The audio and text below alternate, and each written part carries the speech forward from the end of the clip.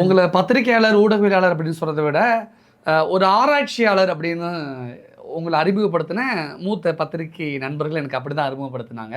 அந்த வகையில் விஜய் சார்ந்து நிறைய கேள்விகள் கேட்க போறேன்.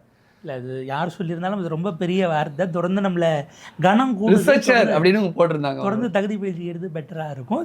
ஃபைன். Okay done. விஜய் ஏன் தொடர்ந்து பிரச்சாரத்தை ரத்து பண்ணிக்கிட்டே இருக்காரு? என்ன காரணம்? விஜய்க்கு என்ன ஆச்சு? இல்லை, இன்னைக்கு நீங்கள் மார்னிங் பார்க்கலையா? உலக தொலைக்காட்சி வரலாற்றில் முதல் முறையாக தொடர்ந்து 2 நாள் இன்றைக்கு விஜய் பிரச்சாரத்துக்கு போகிறான்னு பிரேக்கிங் நியூஸ் போட்டுட்ருக்குறாங்க.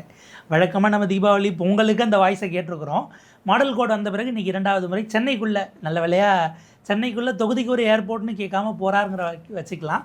அடிப்படையில் விஜய்க்கு ஒரு தடை இருக்கிறது. அது என்னென்னா, இந்த 2.5 ஆண்டுகள் அவர் பயணம் பண்ணாததனுடைய விளைவாகவும் நம்ம அதை பார்க்க வேண்டியிருக்கு. அவர் கேன்சல் பண்ணுறாரு அப்படின்னா இது அவருக்கு புதுசாக இருக்குது. மக்களோட பழகுவது, தினசரி 24/7 பாலிட்டிஷியனாக இருக்கிறதுக்கு அவர் இந்த 2 ஆண்டுகள் பயிற்சி எடுத்துக்கல. அந்த பயிற்சி இன்மை அவருக்கு இங்கே காட்டுதுங்கிறது ஒன்று.